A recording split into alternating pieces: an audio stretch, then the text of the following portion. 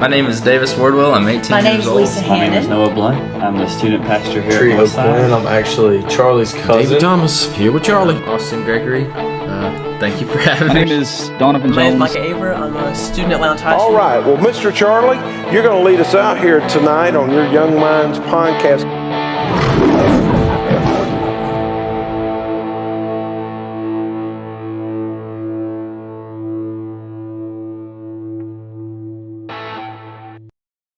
All right, welcome back to the podcast. I'm so happy to have our returning guest, Michael Carter, on with me. Man, I'm so glad to have you back on, and I know you've been really busy since last time we talked. Yeah, man, I'm glad to be back, man. Yeah, man. So, we talked about in your first episode about you going off to Trinity Baptist. And how's that been like? You just finished your first semester. Man, it's actually been pretty cool. Yeah. It's in Jacksonville, so it's like a lot to do. Mm-hmm. Early in the semester, I used to go to the beach a lot. Because we didn't really have practice then yet, but now it's like, Yeah. we've been pretty busy because we got practice every day. Some days we practice at 10 p.m., sometimes 11 p.m. Oh, my gosh. Man, sometimes we don't get out of practice till like midnight, after midnight. Mm-hmm. It'd be crazy sometimes. And how's the, because I know you've been playing, like, I saw, like, you had some videos and stuff, like, you've been able to shoot some hoops and, you've been able to get some points up on the board. Yeah. That's cool. Yeah. And I'll tell you right now, every time I see, like, a video or whatever, I know it's your basketball team because those uniforms are bright. Yeah. They're bright, and what's the colors like? Yeah, is it gold? And, Yeah, gold, blue, and white. yeah, nice. Okay, so, with your first semester, like, what challenges have you, like, is there anything you ran into when you were like, man, I didn't expect that to happen, or was there? Yes, actually. Realizing how much responsibility you have to have, and also it's really like you're on your own. So it's like now instead of high school and middle school, it's like, let's say school starts at 8:15, it's 7:30 and you still sleep. Then your parents like, hey, get up, you're finna be late for school, right? Nah, it's none of that in college. No, you gotta do it yourself. You gotta motivate yourself. Yeah. And that's one thing that I was wondering for sure. Like, even if because really you're not, and realistically, like, compared to most people, you're not far from here. Like, Jacksonville's like a hop, skip, and a jump compared to, like, say, like, where people are, like, they're in Athens, right? Well, even so, you still got the responsibility of making sure that you're good. Like, you ain't got somebody, like, just as an example, you got to make yourself breakfast in the morning. You ain't got that. That ain't happening, Yeah. That's another thing. You miss out on home cooked meals. I bet. I know. I've seen the videos where it's like, you have, the parents are like, it's like their kids are like devouring like what they feed them. It's like, do you eat up there? I've heard from from Baines. He's talking about how he's on that meal plan like in Athens, and so they can eat whenever or whatever they want. Yeah. I'm like, dude, that'd be a problem for me. I'd be, like I'd be like, I would come home and I'd be like a bowling ball, dude. Like, Yeah. But like, what's it like been playing college ball? Like, how's that been? It's actually pretty good. It's just like, for anybody that does want to play college ball, it requires a lot. Like, it's not easy, but it can be done. So like, we had a thing where, so we started in August, we have like conditioning. Conditioning is like, it's 3 weeks long. So it's literally where, you're getting in shape for the season. When I tell you run a lot, there was days where we used to have conditioning. So normally our conditioning used to be at like 10 p.m. So it's like throughout the day, you'll still have school. Then you like, man, I can't eat a lot because we got conditioning. Yeah. And then you don't want to feel full or you don't want to throw up at that time. Yeah. So you got to be mindful what you eat. Conditioning's at 10 p.m. So normally coach will have us have conditioning for 2 hours from 10 to 12. So man, bro, it was rough, bro. And so like, it's crazy. To compare your experience with, like, because you played for Lounge and you played for here, like, what are some differences that you kind of, that's one major difference, of course, with the conditioning, but, what are some other things that you've kind of ran into, like, oh, I didn't think about that when I joined the, basketball team here, like? Well, first, the court is longer in college, so, like, you have to run, it's a further distance, so you really gotta, be on your P's and Q's. Coach is, like, a lot of more, I would say, commanding. He would expect you to do more rather than, it be broken down. Like, I don't know, he like, our college coach is on you a lot more Yeah. than like Well, high and school coach would be. that, and I think that's just kind of expected because you're more adults now than Actually, let me tell you the story. So Yeah. we had conditioning at 10 p.m. and we running like crazy.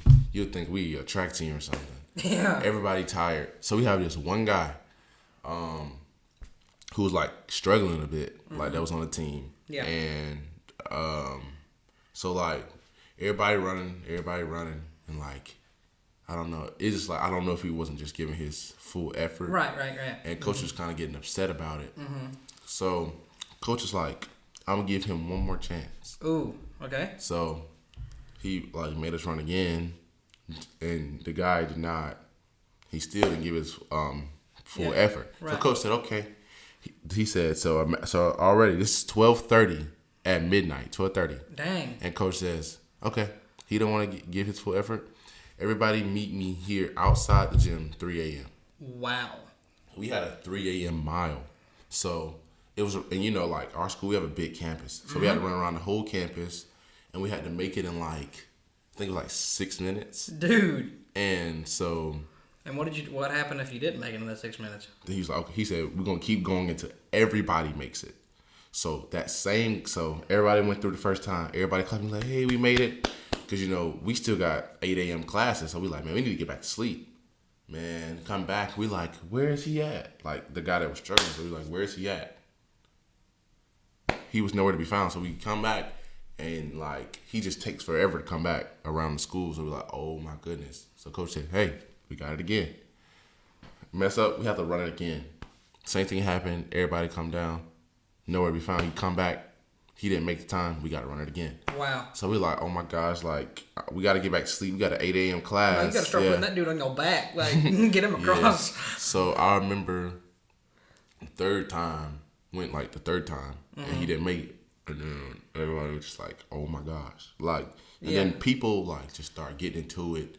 And, that's a thing where, like, teams have to come together, and everybody can't just be putting people down. So that was like a building moment for our team. Yeah, because they had to realize. Because most of you probably thinking, oh my gosh, this one dude is dragging us, like, because we're having to keep. But and I'm sure he didn't feel great about it. But and he was probably. I don't know him, so he might have been giving his full effort, but it was just it was a lot for him. Yeah. But that. I bet you that is an adjustment to have to try to do 3 a.m. runs with how big a campus is. My body couldn't do it. I'd be like on the side of the track, like, nah, I'm out, tapping out. Yeah. Like, I am moving my stuff out today. I can't do it. But you wanted to talk about adversity with being in your school. In what ways have you faced it? What in ways have you faced adversity? Also, start off with the conditioning. I was facing adversity there because, I tore my ACL. So I sat out a whole year. So it's like I had to get first back in shape. And then my leg wasn't accustomed to that. Wasn't back used to that because, I tore it. So I was out a whole year. So at the beginning, like I say the first week, I was like pretty much, I was struggling. I felt like I was behind everybody else. Yeah. Like when it came to basketball. So I was like, man, I gotta pick this up. So I remember, like, I was, like, in my dorm, my teammates were like, hey, Mike, come on. Gotta get up, we gotta get in the gym, man. So sometimes I didn't want to because of the time. Like, it'd be like 1, 2 in the morning. I'm like, bro, I got 8 a.m. class in the morning, man. Like, I'm trying to go to sleep. Yeah. Like, some days I got up and I had to go in there because I had to get better, man. So by that time, I kept working and, I just kept getting better and increasing. And, like, man, over the span, by the time the season came, I became a starter. I was like, and I was happy about it. I was like, man, like, I'm facing this adversity because I'm trying to get back used to everything. And the coaches were shocked by, like, my growth because they was like, he didn't expect that of me knowing I tore my ACL. Yeah. So that was definitely a part of adversity I faced, That's cool. And, so, and what are some ways that God's helped you, like, through that? Of course, you talked about, your growth and everything, but I'm sure mentally and stuff like that didn't make you feel good at the time, right? And because you said you were behind, and everybody's felt that in whatever they're trying to do. Like for me, for example, like when I was in high school. You know, like when I was in high school and I see all my friends going off to dual enrollment, I'm Yeah. thinking, am I behind? Like, you know, Right. because everybody else is doing it. Should I be like trying to pursue that as well? You know, or Yeah. has God got me on a different path? So, you know, what was that like for you when all that was going on? But it was crazy. I really didn't know how to process it. I used to talk to my parents a lot. Yeah. And, you know, they used to pray with me, pray for me. Mm-hmm. You know, my dad's a pastor, so it's like, you know, Yeah, that's right. when I come home, obviously I go to church. You know, Yeah. my dad's a pastor. You know, he pray for me, and he sit down and talk with me. My parents do, like on the phone. Yeah. You know, just to keep me encouraged. Yeah, you yeah. know, because they know that situation was, Yeah. you know, kind of crazy for me. And like, you know, like during your quiet time when that stuff was going on, you know, how did God help you through, you know, all, like for you personally? Like, of course, you had people to talk to, but how, you know, was there any examples of how God just really showed you it's going to be all right? Like, you know. Well, you know, you know, obviously, I have a great relationship with God, so, you know, so just praying out to him and just, you know, he used to show me, like, in a way, I would almost say, like, through dreams. And also, my mom used to tell me, like, hey, your auntie or blah, blah, blah, they just had a dream about you, and they just want you to know that God said that you're going to be all right, that you're going to be fine. Yeah. And that he showed me in the way of a dream that he was like, hey, if you just trust me and stay in this process, you're going to be fine. It's going to work. And I've heard so many examples like that. Even with my dad, for example, when I was born, you know, it was kind of like that. He had a dream, and, you know, I believe that God showed him that, you know, everything was going to be all right with me. You know, and so I think that's one way that God works in a lot of us is, you know, dreams, because we can really see them vividly, you know. And I think that's really, really cool to hear. But, you know, for people facing adversity, like, you know, whether it's in school or wherever it's at, you know, what advice would you give them to help them through that? Like, talk to somebody, pray Yeah, to man. God, talk to family, talk to friends. Like, it's not something that you just would try to do on your own. Like, if you're facing adversity, don't do it on your own. Yeah, You and know? I would say that just about for anything, you know, especially now with how like the world is and everything. Don't try to come at it like whatever the situation is, whether it's adversity or temptations, whatever. Yeah. Don't try to come at it alone, because you're more than likely going to fail. I'm not Right. trying to be negative about it, but Yeah. you have to have people Just in your being corner. real, honest, yeah, yeah. you have to have people in your corner, because if you don't, then it's probably not going to end well. Right. And, you know, from what I can tell from like what you post and stuff, it seems like you have some pretty cool people in your corner, you Yeah. know, here and, you know, at Trinity Baptist as well. You know, so, like, and I know this wasn't a question, but, you know, for, like, you know, how was that for you trying to, you know, get on a new team, right? Because you had this whole team at Lowndes. Yeah.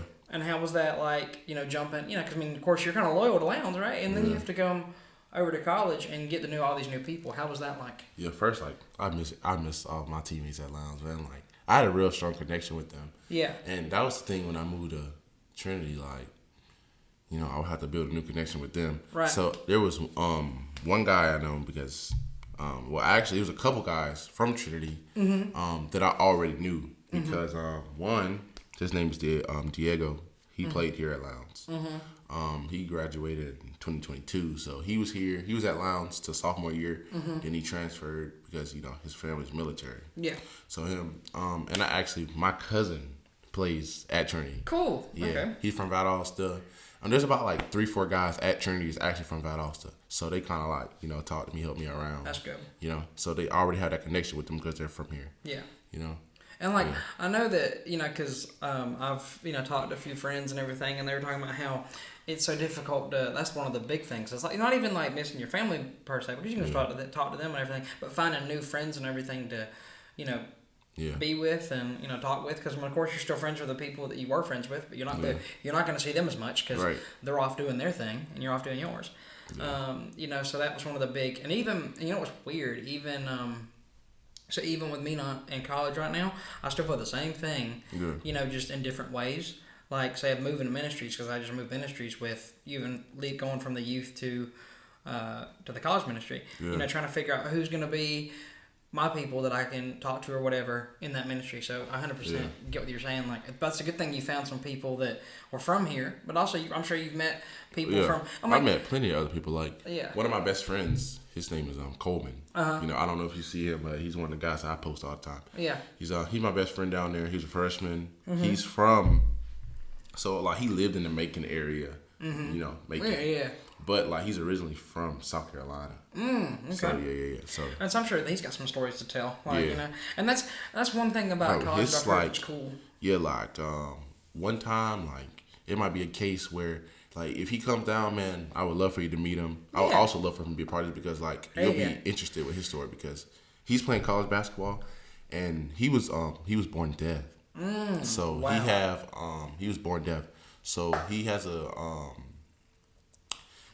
I think they're called, well, it's like implants. I think there was somebody that I actually knew that they had just gotten, like did they have to have surgery or whatever? Yeah, put them in? yeah. I think there was somebody that I knew that just had those put in, and they were he was an older gentleman that was losing his hearing. But yeah, I think I forgot. It's something implants, and so he can only hear out of the right side of his ear. Yeah. So like, cause he have the implant in his right ear, he don't have it in his left. Yeah. He said he preferred to be in the right, like just in one ear, so it'd be less noticeable to people. You know what I'm saying? But like, and he's playing college basketball with that, man, and it's like, bro, it's amazing. Yeah, you're talking about some adversity right there. You know, like you gotta meet him when he come down here. I'm gonna tell him to come down here one weekend. It kind of reminds me of like, you know, talking about like adversity, like when it's in sports, right? Or trying to, you know, go to the next level, either with college or whatever.